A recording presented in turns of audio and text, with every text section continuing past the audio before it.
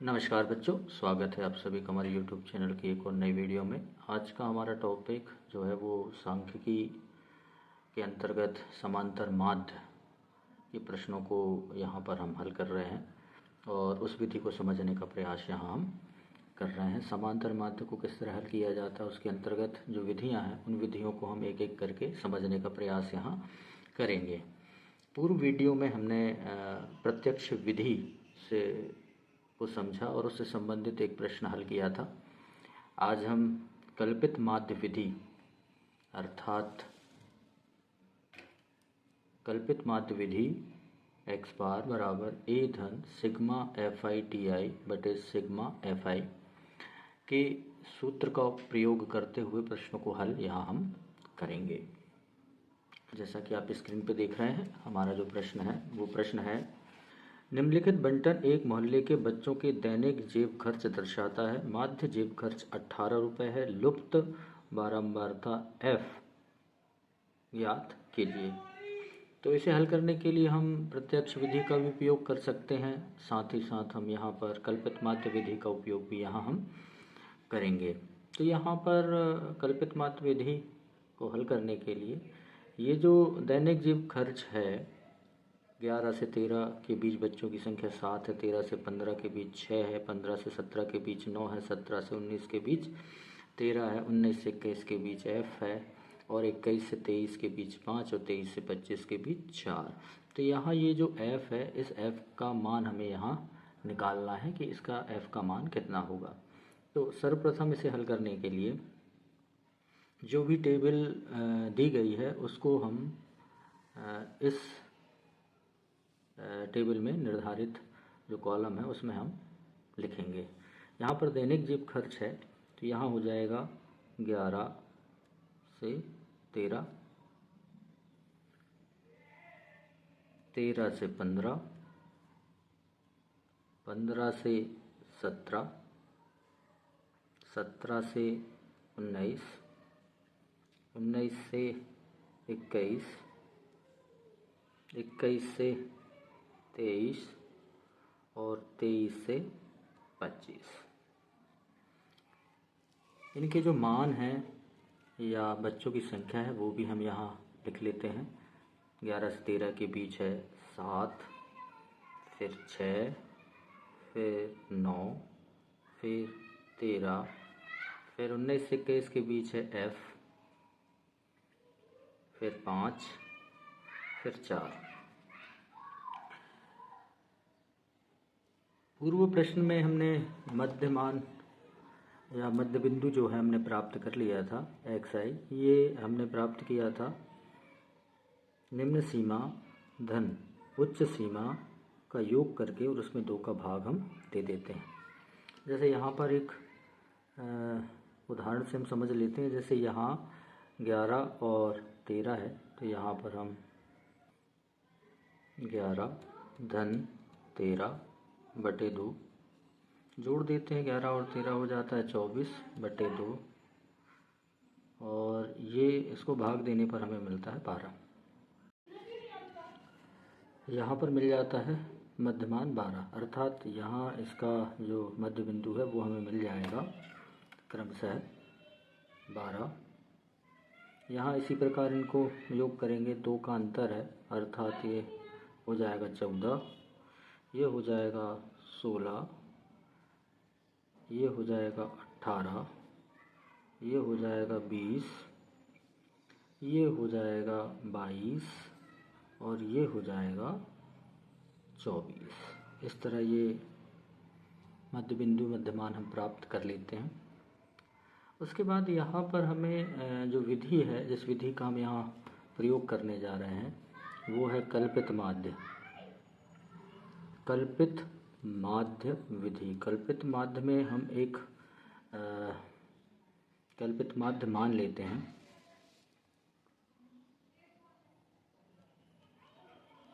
कल्पित माध्य जो है वो हम बीच का अवयव जो है वो हम मान लेते हैं। जैसे यहाँ पर हमने माना हुआ है 18, अर्थात इसे A से प्रदर्शित करते हैं।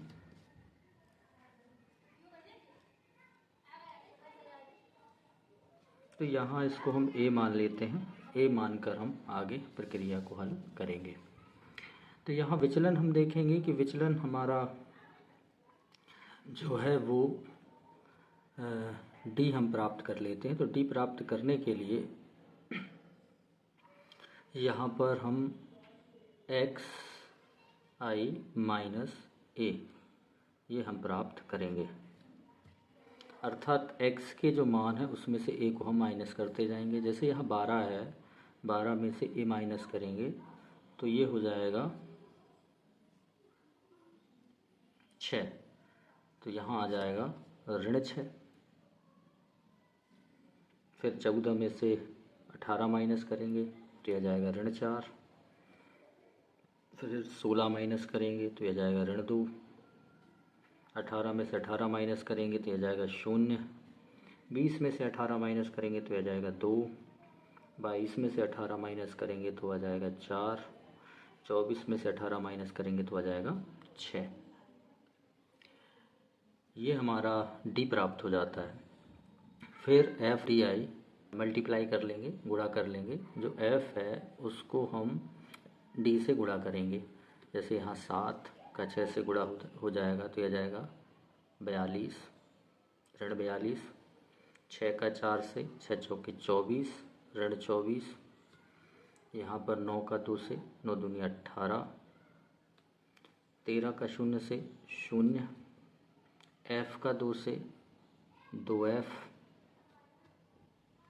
5 का 4 से 5 चौके 20। 6 का 4 से 6 चौके 24। अब यहाँ पर हम जो कल्पित माध्य का सूत्र है उस सूत्र के अनुरूप हमें जो आवश्यकता होगी, इस प्रश्न में हमने यहाँ पर ये एफ आई डी आई निकाल लिया है। यहाँ पर माइनस संख्याओं का हम अलग टोटल कर लेते हैं, वो हमारा हो जाता है -84। और यहाँ प्लस वाली संख्याओं का अलग टोटल कर लेते हैं, जो आता है 44 और 2f, ये प्लस हो जाता है। इन मानों को हम टोटल जब करेंगे तो टोटल करने पर हमें प्राप्त हो जाएगा sigma f i d i equal to, यहाँ पर 84 और 44 यहाँ माइनस होगा क्योंकि ये प्लस और माइनस विपरीत चिन्ह है, तो ये माइनस होने पर ये मिल जाएगा हमें 40। चूँकि यहाँ बड़ा 84 है तो ये -40 हमें मिलेगा और प्लस 2f यहाँ हमें मिल जाएगा एफ आई डी आई का मान। ठीक इसी प्रकार यहाँ पर भी हम f का टोटल कर लेंगे तो सिग्मा f हमें एफ आई हमें मिल जाएगा। तो ये हमें टोटल करने पे 13, 22, 35 और 9 44, अर्थात यह जाएगा 44 प्लस f। चूँकि हम यहाँ पर कल्पित माध्य विधि का उपयोग कर रहे हैं तो कल्पित माध्य विधि का सूत्र यहाँ हम लिख लेते हैं। सूत्र है x डैश बराबर a plus sigma f i d I upon sigma f आई। तो जो भी मान हमने प्राप्त किए उन मानों को यहाँ हम जमा देते हैं। इसमें जो x है यानी माध्य जो है वो प्रश्न में ही दे दिया है। यहाँ पर माध्य जीव खर्च 18, तो यहाँ हमें माध्य मान हमें प्राप्त है। तो यहाँ पर हम माध्य जो है वो हमें पता है, वो 18 है। a जो हमने माना हुआ है वो भी हमें पता है, वो भी 18 हमने माना हुआ था। यहाँ पर इन मानों को यहाँ रख देते हैं सूत्र में, तो ये हो जाता है 18 बराबर a का मान 18 धन यह जाएगा ऋण 40 प्लस 2f अपान 44 धन f। 18 का पक्षांतर करते हैं तो यह जाता है 18 ऋण 18 बराबर ऋण 40 धन 2f बटे 44 धन f। 18 से 18 ये घट जाएगा तो ये हो जाएगा 0 बराबर यह जाएगा ऋण 40 प्लस 2f बटे 44 धन f। ये इसका पक्षांतर हम इस ओर कर देते हैं। पक्षांतर करने पर हमें यहाँ प्राप्त हो जाएगा 44 प्लस f का गुणा हो जाएगा 0 से बराबर, यहाँ बच जाएगा ऋण 40 धन 2f। 0 से इसका गुणा करेंगे तो ये 0 ही मिलेगा। 0 बराबर ये हो जाएगा ऋण 40 धन 2f। 40 का पक्षांतर इस ओर करेंगे तो 0 प्लस 40 बराबर हो जाएगा 2f, अर्थात ये हो जाएगा 40 बराबर 2f या f बराबर 40 बटे 2, 2 से भाग देंगे तो 20 हमें मिलेगा, अर्थात f बराबर यहाँ पर हमें मिल जाएगा 20। जो छूटी हुई या लुप्त आवृत्ति थी वो आवृत्ति हमें मिल जाएगी, वो आवृत्ति होगी 20। ये हमारा आंसर हो जाएगा। तो इस प्रश्न को हमें क्रम से इसी प्रकार हल करना है। ये पहले हमें टेबल को व्यवस्थित कर लेना है। टेबल व्यवस्थित होने के बाद फार्मूला लगाना है। जो भी मान हमने प्राप्त किए हैं उन मानों को सूत्र में रखना है। सूत्र में रखने के बाद जब उसे हम हल करेंगे तो f की वैल्यू हमें प्राप्त हो जाएगी, जो वैल्यू होगी 20। इस तरह हम इस प्रश्न को हल करेंगे। ये कल्पित माध्य विधि है। कल्पित माध्य विधि का उपयोग करके हमने ये प्रश्न को हल किया है।